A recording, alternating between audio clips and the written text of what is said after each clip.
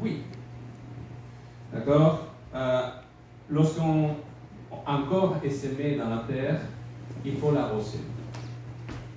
Ceci sont les premières larmes mentionnées dans toute la Bible. Hein. Et ces larmes, est-ce que les larmes vont s'arrêter un jour?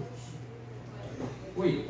Dans la nouvelle terre, il n'y aura plus de larmes, de pleurs, de souffrances. Mais tant qu'on est dans le monde dans lequel nous sommes, on aura à pleurer, on aura à souffrir. Parce que c'est un monde de péché. Et donc, c'est une jolie histoire. C'est une sœur d'église très âgée qui avait demandé au pasteur que le jour qu'on l'enterre, on l'enterre avec une petite cuillère à la main. Et oui, pourquoi? Parce qu'il dit pourquoi la petite cuillère? C'est parce que le meilleur est encore à venir. C'est ça, parce qu'au moment du repas en commun, on leur disait gardez vos couverts là, parce que le meilleur est encore à venir. Alors, il veut que tout le monde sache que le meilleur est encore à venir. Donc, tant que. C'est sûr, voilà, je pense que c'est un deuil sincère, je mets ici. Pourquoi? Parce que c'est vrai qu'à l'époque, les gens se frappent la poitrine, ils font toute une série de choses, mais est-ce que c'était vraiment un deuil? Parce qu'on peut faire au faire semblant qu'on est triste. Il y a d'ailleurs des artistes qui font très bien, hein, pour pleurer même. Hein. Je ne sais pas, je suppose qu'ils sont un petit oignon caché dans le mouchoir, hein, parce que c'est ça qui peut pleurer, je ne sais pas. Mais il y a des gens qui pleurent assez facilement. Donc, et c'est sûr que les orientaux, ils montrent leur tristesse d'une façon beaucoup plus... je ne sais pas si vous avez déjà vu des films de comment ça se passe dans le Moyen-Orient, là, mais ça crie fort. Hein. C'est pas comme nous, là. Les gens, en général, nous, en Occident, on pleure en silence, je ne sais pas, avec un petit mouchoir. Eux, non, là. Les voisins, ils savent qu'ils pleurent, hein, et même plus loin. Bon, donc, c'est quand même une autre culture, quoi. Et je suppose et je pense qu'Abraham, il pleure de façon sincère, du fond de son cœur. Et il fallait qu'il pleure. Pourquoi? Parce que il ne faut pas regretter. Il ne faut pas regretter ce moment. Donc, mais je mets ici, c'est un deuil limité. Pourquoi c'est limité? Parce qu'il devait s'occuper de quoi? De trouver le tombeau. Alors, il a pleuré pendant, je ne sais pas, quelques heures, là. Et après, il dit, non, maintenant, je trouve un tombeau. Il faut que je trouve un tombeau parce qu'il faut que j'enterre ma morte ou sa femme, quoi. Donc, c'est ça il va devoir faire. Donc, ça veut dire qu'il y a un temps pour pleurer et un temps pour arrêter de pleurer. Donc, les larmes ont leur place, ça soulage la souffrance, mais les choses doivent avancer. On ne peut pas rester éternellement dans sa souffrance. Je dis ça parce que j'en ai eu déjà des personnes dans l'église qui sont en deuil et habillées en noir pendant 10 ans après la mort. C'est vrai que c'est la mort de leur enfant. Mais au bout de 10 ans, il faudrait peut-être un petit peu tourner la page. Peut-être un petit peu à penser aux autres, au reste de la famille, à soi-même. Et donc, mais comment est-ce qu'il fait Abraham pour mettre fin à ses larmes? Eh bien, il se met au service, il se met à chercher le tombeau pour sa femme, il se met à faire la volonté de Dieu, il continue à faire ce que Dieu lui avait demandé. Donc, la meilleure façon de tourner la page d'une certaine façon, c'est quoi? S'occuper. Rentrer dans la volonté de Dieu et continuer à la faire.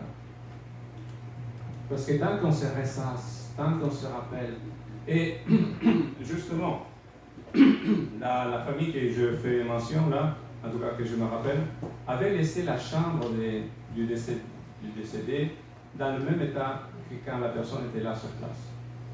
Et à chaque fois qu'il passait par la chambre, quoi? Parce qu'il leur rappelait tout. Je dis, mais vous pourriez utiliser cette chambre pour, je ne sais pas, recevoir de la visite, faire un bureau, je ne sais pas. Non, il voulait pas en tout cas. Mais combien de temps va-t-il falloir que se rappelle de ça? Combien de fois on va se blesser avec le souvenir de cette souffrance? Donc, je passe au verset suivant. Donc, l'obtention d'un sépulcre. Et c'est ça qu'il va se faire, Abraham. Il va chercher à trouver une place pour enterrer son épouse. Et donc, voilà, ça c'est une bonne question que quelqu'un va poser, mais c'est bien ou pas de préparer d'avance la place où on doit être enterré? Ah ouais?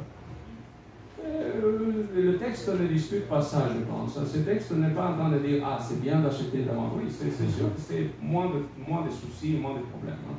Là, on ne peut pas nier ça. Mais le texte nous parle non pas tant de « Ah oui, il faut acheter un tombeau d'avance, il faut payer tout le service ». C'est pas ça qui dit le texte. Le texte dit qu'Abraham n'avait pas fait ça. Et la question ici, c'est surtout comment il s'est comporté lorsqu'il a perdu sa femme. Quelle attitude, quel comportement, comment il a agi, qu'est-ce qu'il a dit, qu'est-ce qu'il a fait à cette occasion-là.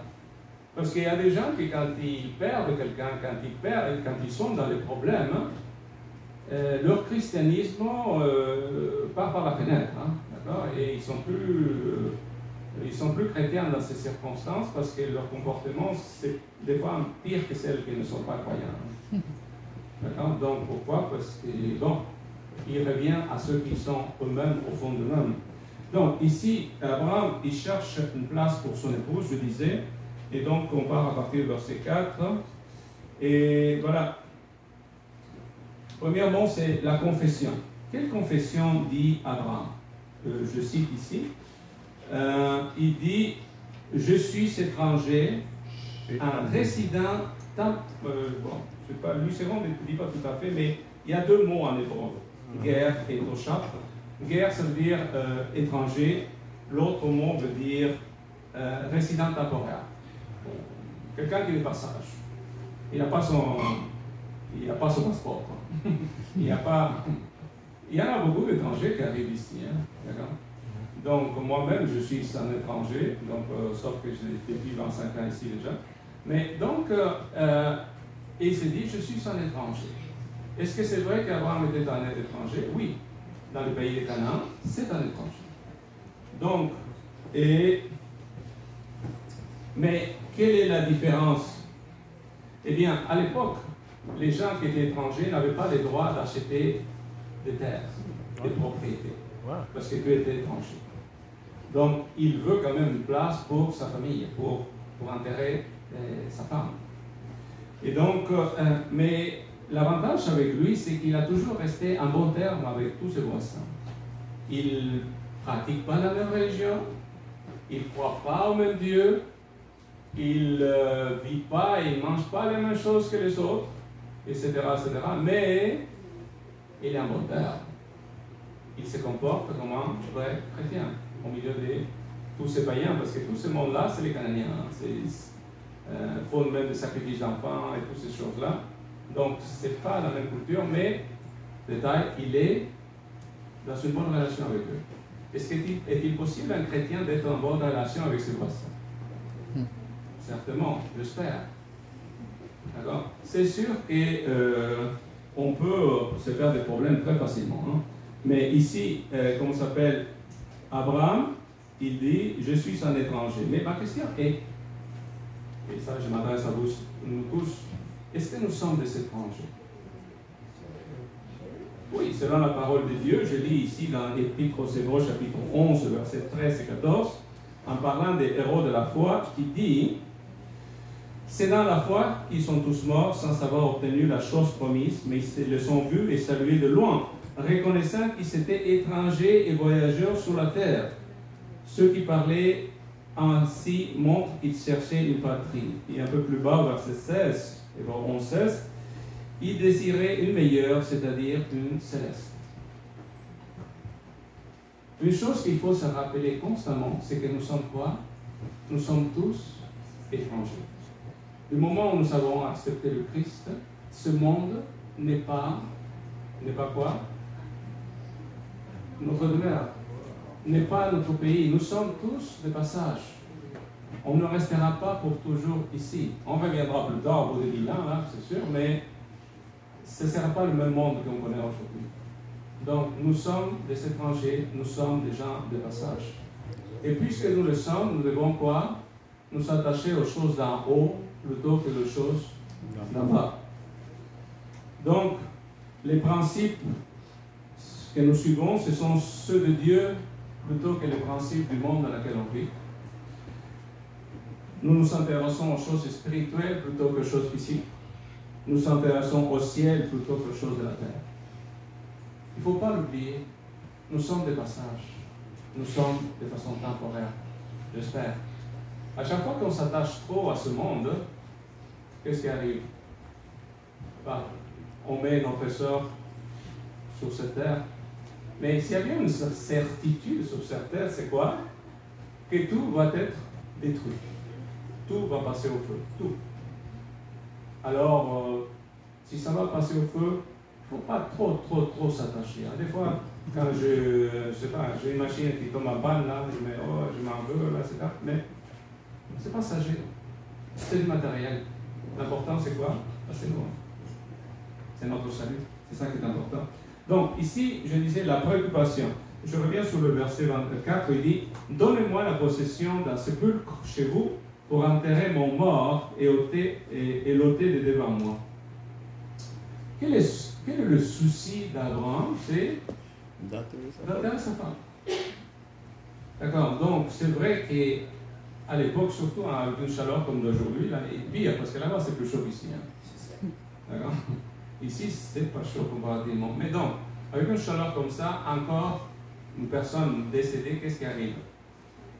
Il se décompose tranquillement. Il commence à sentir pas bon. J'étais à l'occasion de la mort de mon grand-père.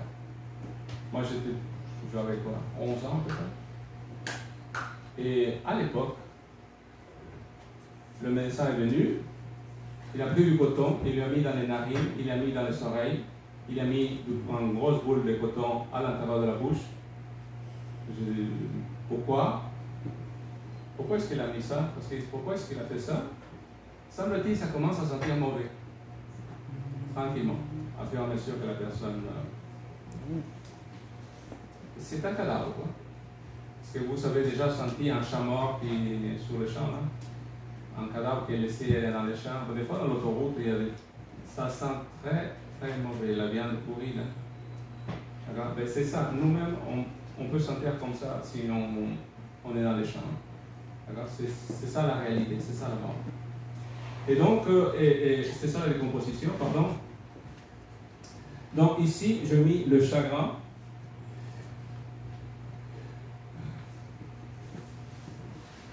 Et est-ce qu'il est triste? Abraham, certainement. Mais il va de l'avant parce qu'il doit faire les choses qui sont importantes à faire à cette occasion-là. Donc, j'ai mis ici la paix de l'esprit. Et est-ce que vous remarquez, Abraham ne cherche pas à construire une pyramide ou un mausolée. Il cherche quoi? Une tombe. Il cherche une place acceptable pour enterrer sa femme.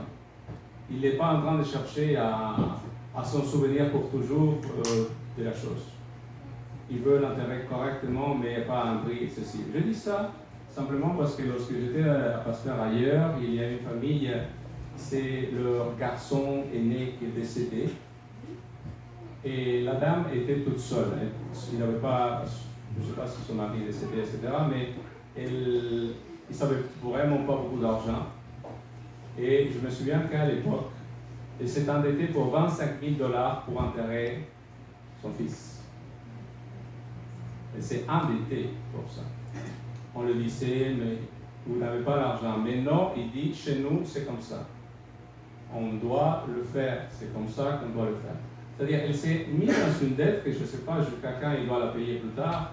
Pourquoi? Parce que selon elle, quand on enterre, ça doit être comme ça. Nous, on ne pensait pas la même chose. Surtout quand tu n'as pas l'argent, quand tu n'as pas la capacité, des fois,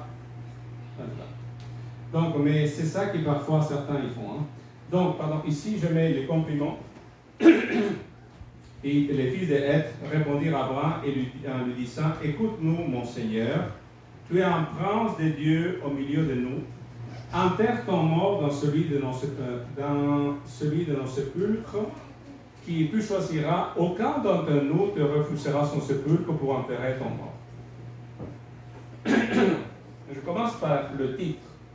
Quel titre on lui donne? Ah? Prince. Tu es en quoi?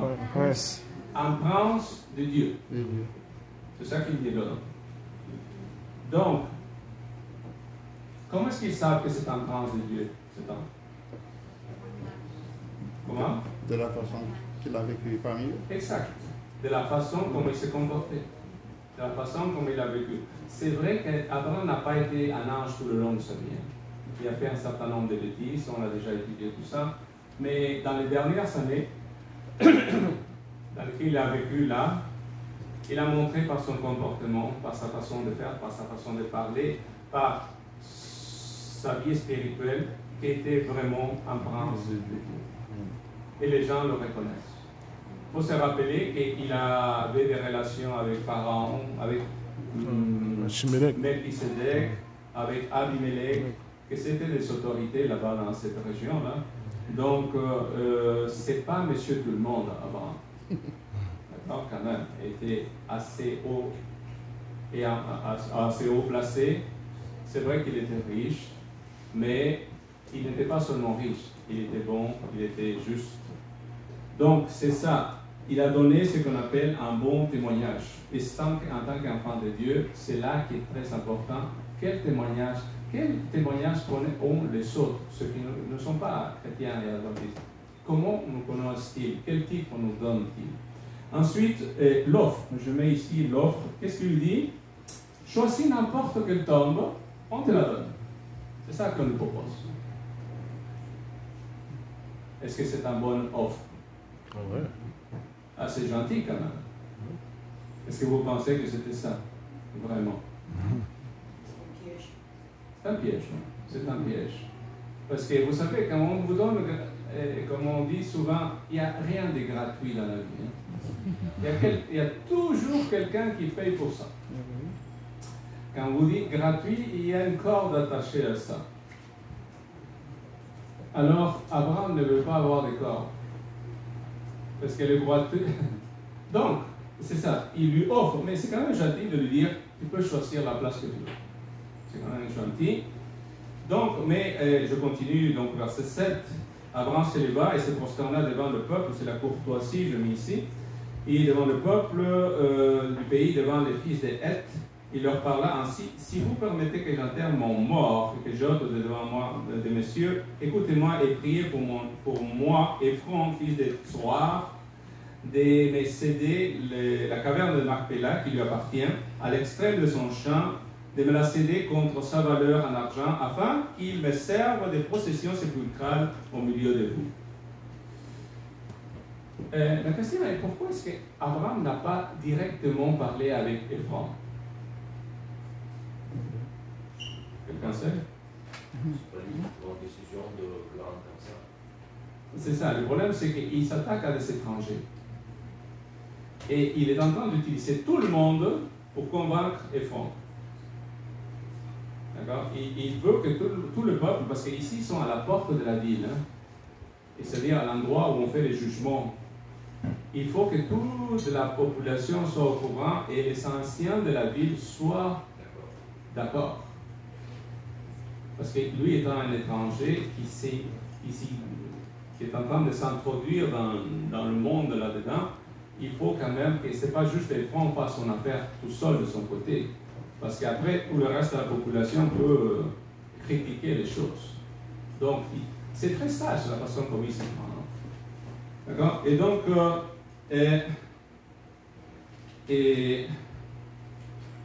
comment il s'y prend? Avec beaucoup de politesse. Hein. Il cherche à suivre chacune de ces étapes sans briser et sans créer des problèmes d'aucune sorte. Et c'est justement comment on se comporte, comment nous nous comportons lorsque nous sommes mal pris. Lorsque nous devons supplier, parce qu'il va se mettre à genoux à quelques reprises devant tous ces gens-là. Hein. C'est ça que dit le texte. Il va supplier, pourtant lui il a de l'argent. Pourtant lui c'est quand même un homme de Dieu. Mais non, il va supplier, il va s'humilier, il va chercher à suivre, vous allez voir encore plus. Donc, et voilà, bien sûr, monsieur Ephron, il est très effronté aussi, lui. Pourquoi? Qu'est-ce qu'il va demander, lui? Parce que donc, Abraham dit, je veux acheter la grotte. La grotte de Macpéla. Macpéla veut dire deux grottes. En réalité, c'est une grosse grotte avec deux grottes collées. C'est ça que veut dire le mot. Donc, c'est ça qu'il veut acheter. Mais Ephron veut lui vendre quoi? Est-ce que vous avez lu le texte? Il veut lui vendre tout le terrain. Et lui, il veut la grotte. Mais lui, il veut le vendre tout le terrain avec. Est-ce que c'est la même chose? Non, c'est pas tout à fait. Mais bon, il faut comprendre, à l'époque, avoir le terrain, c'était payer des taxes. La grotte n'aurait pas payé de taxes. C'est très astucieux de la part des fonds. Il veut vendre tout. Et non seulement ça, quel prix demande-t-il? D'accord, il veut te libérer des taxes. Mais vous remarquez ce qu'il dit Ephron au début. Il dit, je te le donne, prends-le. C'est un piège. Il ne faut pas tomber. Parce que si jamais il l'aurait donné, il l'aurait pris, qu'est-ce qui serait passé? Les descendants, ou tout le monde aurait dit, non, ça c'est à nous, là. C'était prêté pour un temps, là. D'accord? Il fallait qu'il paye. Il vaut mieux payer, être sûr. D'accord? Et donc, je mis... Attends, je continue ici. Voilà. D'accord? La compensation, et c'est ça. La compensation, c'est combien le prix? Est-ce que vous savez quel était le prix? 400. Il dit, je veux payer le plein prix. Hein? C'est ça qu'il dit à Abraham. C'est combien? 400. 400. Attends, je reviens dessus. Oui, 400 cycles. Verset 15. Verset 15. 400, oui. D'accord. Je le vends ici, mais je n'arrive pas à tourner les vaches. Voilà, 400 cycles d'argent ayant cours chez le marchand. Verset 16. D'accord. Est-ce que vous savez combien ça correspond par rapport au prix d'un terrain? Vous savez combien de fois le prix du terrain est là? Hein? À peu près. C'est plus de 10 fois le prix du terrain. 10 fois le prix du terrain au moins, sinon plus. Je ne sais pas si vous comprenez ce que je veux dire. Si vous voulez vendre une maison, vous le prendrez 10 fois le prix. Pourquoi est-ce qu'il fait ça? Pourquoi est-ce qu'il donne un prix aussi haut? C'est parce que c'est du marchandage. L'autre, il doit dire quoi? Beaucoup plus bas. Et ensuite, l'autre, il va descendre. Vous connaissez le marchandage, hein, pour ceux qui ont déjà fait du marchandage. On fait à l'envers. C'est ça? On fait à l'envers. Oui, c'est ça. On propose moins et l'autre demande plus. Et là, c'est à l'envers. C'est montre générosité de chacun. C'est ça. Mais nous, on prend... Donc, Ephron, il sait qu'Abraham est mal pris. Il sait qu'il n'a aucun choix. Oui, il a coincé. Oui, il a coincé. Donc, il met le gros prix. De plus. Et donc, il s'attend à que le marchandage commence. Et qu'Abraham dise, je ne sais pas, non, 80. Et l'autre, il dit, non, je descends jusqu'à 300. Vous connaissez la chanson, hein? Pour ceux qui ont déjà... C'est surtout dans un marché au plus que vous pouvez faire ça. Hein? Donc, et il dit, et combien tu le vends? 50 $. Je te donne 10. Hein? Vous connaissez la chanson? C'est comme ça que ça marche. D'accord? Et tranquillement, on arrive à un prix à peu près convenable pour tous les deux, et là, on se donne la main. D'accord? Mais, est-ce qu'Abraham il rentre dans le jeu? Non! Abraham est prêt à payer 10 fois le prix du terrain. Net. Pas seulement, l'argent qu'il utilise, c'est écrit, c'est l'argent le meilleur argent. C'est pas un chèque en blanc, là, ou un chèque qui va rebondir. C'est de l'argent sûr qu'il utilise pour la transaction. Je dis ça parce que des fois, en tant que chrétien, on n'est pas aussi honnête parfois. Ah oui. D'accord? Donc, voilà, il paye un prix exorbitant pour un terrain qu'il n'en a pas besoin pour avoir quoi? Une grotte. Ça n'a aucun sens. Pourquoi Abraham fait ça? Pour l'avenir. Parce que c'est la première fois qu'Abraham, le peuple de Dieu, est en train d'avoir une place dans la terre qui lui est promise. C'est le premier morceau. Détail, Dieu lui a promis quoi? Est-ce que Dieu lui a promis une grotte ou un terrain? Non, toute la Dieu terre. lui a promis quoi? Toute la terre. Tout le pays. Tout ce pays lui appartient. C'est ça que Dieu lui a dit. Mais lui, il est prêt à payer 10 fois s'il faut, ou plus, pour un petit terrain où il n'y a rien, quelques arbres, semble-t-il, d'après le texte. Il est prêt à payer ça. Pourquoi? Parce qu'il fait confiance à Dieu, que le reste, c'est Dieu qui le donne. Alors, peu importe le prix, il ne rentre pas dans le marchandage, il ne rentre pas à la discussion, il ne se mêle pas à ces choses-là. Comme ça, un jour, si les descendants de cet homme vont lui dire, non, c'est notre terrain là-bas, on a payé quoi? 10 fois le prix là, d'accord? On pourrait avoir tout. Regardez un petit peu le prix. C'est un prix exorbitant. Exorbitant. Pour la ville de Samarie, on a payé certes un peu plus que ça, mais c'est un prix fou. Mais Abraham, il n'y a aucun problème. Il ne discute pas. Il fait confiance à Dieu. Point. Il devait enterrer sa femme. Donc, est-ce qu'il va avoir la certification? Oui. Est-ce que vous savez remarquer, regardez un petit peu le texte, toutes les fois ils sont mentionnés, tous ces gens-là qui sont présents. D'accord? Les fils des Heth, les anciens, et tout le reste. Il sait au moins 11 fois que les gens sont mentionnés qui participent à cette transaction. Pourquoi fait-il ça?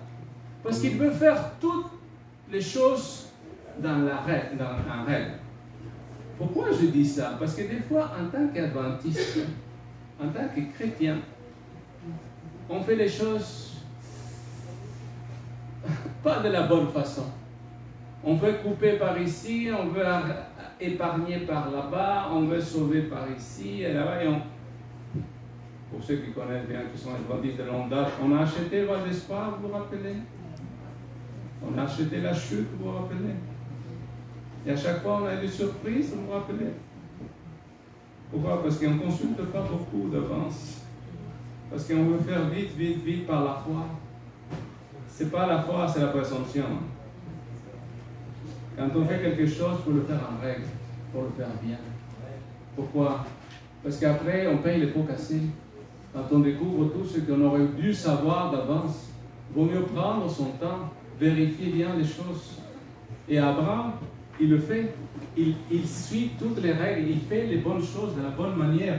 Et en tant qu'enfant de Dieu, nous avons besoin de suivre les règles, les choses, de faire les choses selon ce que le Seigneur nous demande. Et donc, ah oui, j'ai mis l'argent, donc il a payé un prix faramineux pour un terrain qui ne le valait pas. Mais lui, c'est pas ça qu'il apporte. Et c'est ça qui est admirable avec Abraham. Pour lui, il le fait, pourquoi? Parce que c'était la bonne chose à faire. Je finis donc avec l'engagement. Je lis le verset donc, 17 à 19. Le texte dit, le champ des fonds à Macpéla vis-à-vis des Mamré, le champ et la caverne à Kié, et tous les arbres qui sont dans les champs et dans toutes ses limites alentour, devinrent ainsi la propriété d'Abraham aux yeux des fils de Heth et de tous ceux qui entraient par la porte de sa ville. Après cela, Abraham enterra Sarah, sa femme, dans la caverne de Macpéla, le champ de Macpéla, vis-à-vis de Mamré qui était bon dans le pays de Canaan. Abraham croyait dans la promesse de Dieu. Dieu lui avait fait une promesse. Mais nous, est-ce que le Seigneur nous a fait une promesse? Oui. Pas une promesse. Dieu a fait de nombreuses promesses. Alors, comme Abraham, nous devons lui faire confiance parce que ici, bon, je reste avec Abraham tout d'abord. Abraham, ce n'est pas seulement Sarah qui a été enterrée à cette place. Qui encore? Abraham lui-même. Abraham lui-même. D'accord? Isaac, Rebecca, Jacob, Léa ont été enterrés à cette place. Plus tard, Joseph, oui. C'est ça. Bon, on ne va pas faire toute la liste. D'accord? Et donc, et c'était une déclaration de foi. Il disait à leurs descendants, un jour, ce pays sera à nous. C'était ça la promesse pour eux à cette époque. Eh bien, Abraham possédait tout le pays. Dieu lui avait promis. Mais eux, aujourd'hui, est en train de mettre le pied. C'est la première portion, le premier morceau. Et le payer sans faire de problème avec les gens du pays. Parce que la réalité, c'est que la seule place que nous serons dans ce monde, vraiment, c'est la place que nous serons au cimetière. Parce que je n'ai jamais vu une voiture de déménagement derrière un cercueil. D'accord? Tout ce que nous, on laisse, ça reste. La seule chose qu'on possède, c'est cette petite place. Et si c'est ça que nous devons garder, c'est vraiment pas grand-chose. Mais heureusement, ça ne s'arrête pas là. Parce que notre héritage à nous en tant qu'enfants de Dieu, c'est où? Là-haut. C'est là-haut. D'accord? Il y a une ville céleste qui s'appelle la Nouvelle Jérusalem qui nous a été promise à chacune d'entre nous. Et donc, c'est à cela que nous nous préparons. D'accord? Et je cite en Timothée chapitre 6, versets 7 et 8. En Timothée 6, 7 et 8. C'est Paul qui nous dit, car nous n'avons rien apporté dans le monde, et il est évident que nous ne pouvons rien apporter. Rien. Si donc nous avons la nourriture et le vêtement, cela nous suffira. Si nous pouvons avoir moins ça, c'est pour ça que des fois on se soucie de tellement de choses qui ne sont pas si importantes que ça. Donc, tout ce que nous aurons investi dans les trésors du ciel, nous allons le récupérer. Et tout ce que nous aurons laissé ici passera un jour au feu. Et je pense que donc, et je finis avec ça, Abraham nous donne un exemple qu'à l'occasion de la mort de sa femme, il nous montre qu'il avait beaucoup de bon sens, beaucoup de rectitude dans les affaires, de courtoisie et de confiance en Dieu, dans les situations les plus difficiles. La question c'est comment est-ce qu'on se comporte lorsque nous sommes dans les problèmes? Comment est-ce qu'on se comporte lorsqu'on perd quelqu'un qui nous est cher? Comment on se comporte quand on est malade, quand les choses ne vont pas bien? Est-ce que nous restons toujours un enfant de Dieu? Est-ce que nous restons toujours un exemple pour les gens, autant de l'extérieur que nos frères et nos sœurs de Christ? Que le Seigneur nous aide à suivre l'exemple d'Abraham. Que le Seigneur nous aide à mettre nos yeux dans les choses d'en haut. C'est mon souhait pour chacun. Amen. Amen.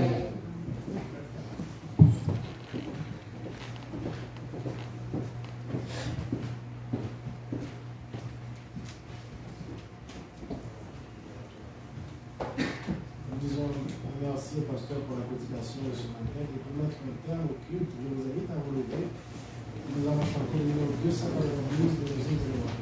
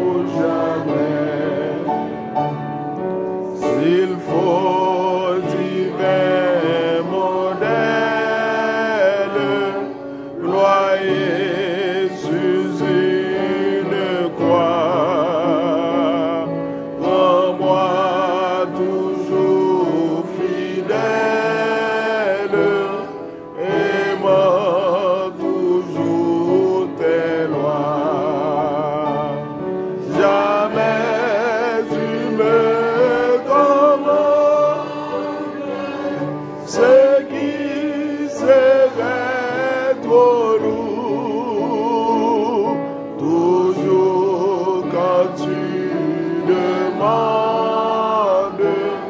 ta main dans le retour. Je veux dans ta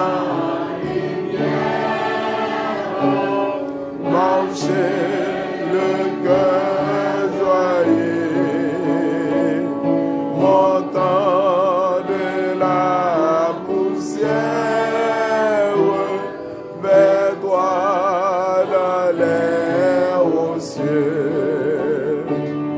C'est là qu'est ma vie, pays de mes souhaits. C'est là ma bourgeoisie,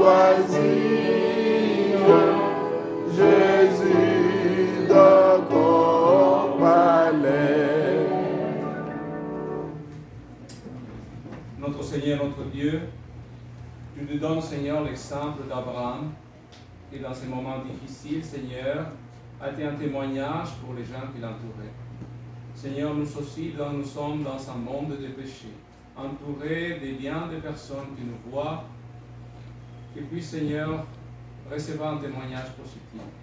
Et puissions-nous, Seigneur, être aussi sages que l'était Abraham, en faisant les affaires que sont les tiennes. Que nous puissions, Seigneur, accepter ta volonté lorsque la mort de quelqu'un qui nous est cher arrive, afin que, Seigneur, un jour, nous puissions le retrouver, lorsque toi, tu reviendras dans les nuages des cieux. Seigneur, aujourd'hui encore, nous voulons consacrer notre cœur, notre vie à toi, pour faire ta volonté. Nous t'en prions toutes ces grâces au nom de Jésus. Amen. Merci, assoyez-vous. Nous disons un grand merci à chaque frère, chaque soeur pour leur participation au culte de ce matin, spécialement aux frères de Saint-Georges et de Saint-Henri qui nous ont honorés de leur présence à ce matin. Je vous donne rendez-vous à semaine prochaine, 9h15, pour un culte similaire, et à nos frères de Saint-Jean et Saint-Henri à une prochaine occasion, sinon dans l'éternité bienheureuse, quand le Seigneur viendra nous chercher. Amen.